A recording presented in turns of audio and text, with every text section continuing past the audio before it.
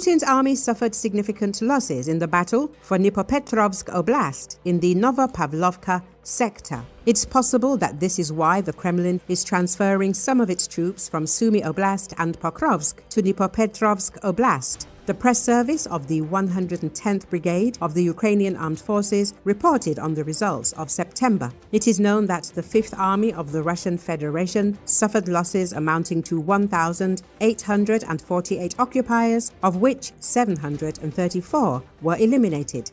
The 127th Motorized Rifle Division suffered the most losses, 1,215 Russian servicemen. The 110th Brigade stated that the 127th Motorized Rifle Division is the enemy's strike force in the Novopavlovsk direction. The heaviest losses were recorded in the 114th and 394th Motorized Rifle Regiments. There are also losses in the Tank Regiment, which weakens the armored component of Putin's army. It is possible that, given the heavy losses, the Kremlin is transferring new troops to the Novopavlovsk direction. An OSINT analyst at Unit Observer reported the transfer of the 90th Tank Division from the southern part of Pokrovsk.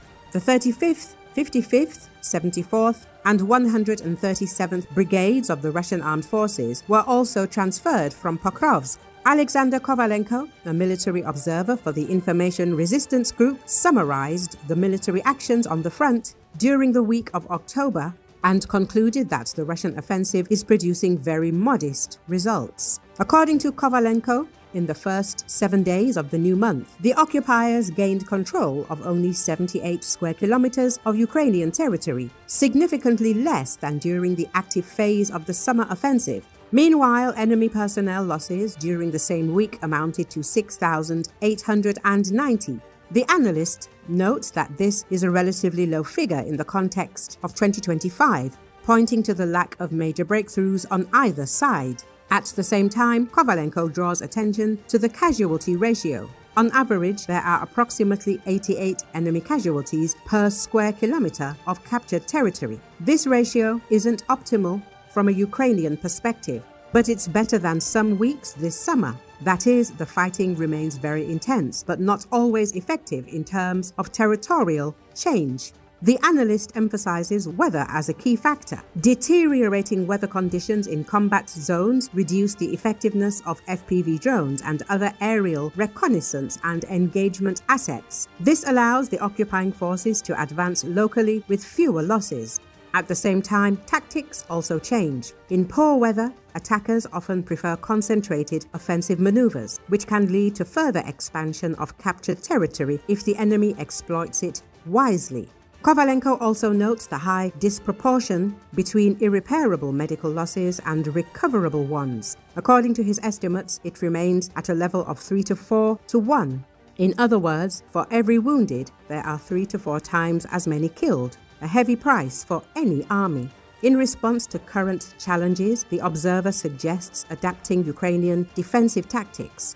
He emphasizes the importance of hypertrophied anti-personnel obstacles, reinforced engineer lines that show the pace of enemy infantry attacks. The role of battalion artillery is no less significant. Mobile and pinpoint fire weapons must cover the infantry and neutralize enemy combat groups at the approaches. His conclusion is simple.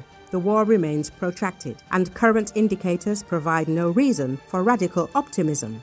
Russia continues to lose manpower at a tremendous rate through tactics and weather windows. Ukraine, according to Kovalenko, needs not only to hold the front, but also to consistently strengthen its defenses with engineering and intensively develop artillery support to make any advance by the occupiers costly and pointless.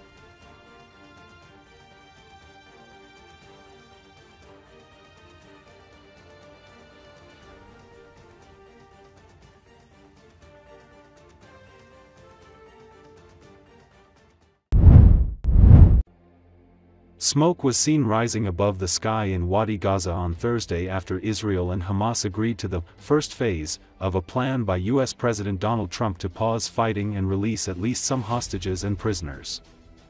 According to Associated Press, the strikes in Gaza by the Israeli army have continued all morning, like in previous days. As part of the deal, Hamas will release all 20 living hostages in the coming days in exchange for Palestinian prisoners, while the Israeli military will begin a withdrawal from the majority of Gaza. Israeli Prime Minister Benjamin Netanyahu said on social media, "With God's help we will bring them all home."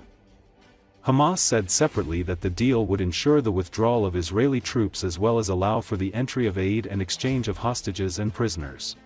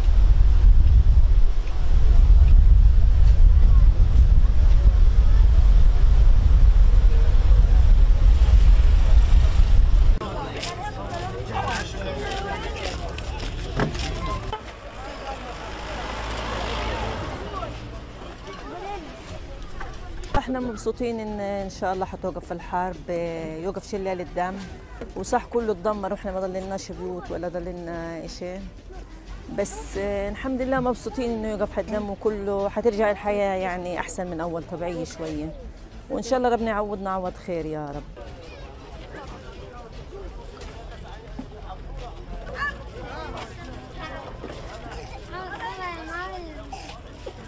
الهدنة إن شاء الله تتم على خير، وأنا أكون مبسوطة أكثر وأكثر لما يروحونا على خزاعة. يعني إحنا قاعدين في الشوارع، يعني زي ما خلوا لروس يعني لبني سيلة يخلوها لخزاعة، يعني يروحونا خلينا نكون مبسوطين أكثر وأكثر. إحنا الحين مبسوطين وسفافير وصغارنا، ونمنا ليلة يعني أحلى ليلة شفناها من يوم ما طلعنا من 7 أكتوبر. يعني كانت الليلة هذا حلوة إن شاء الله علينا وعلى الجميع.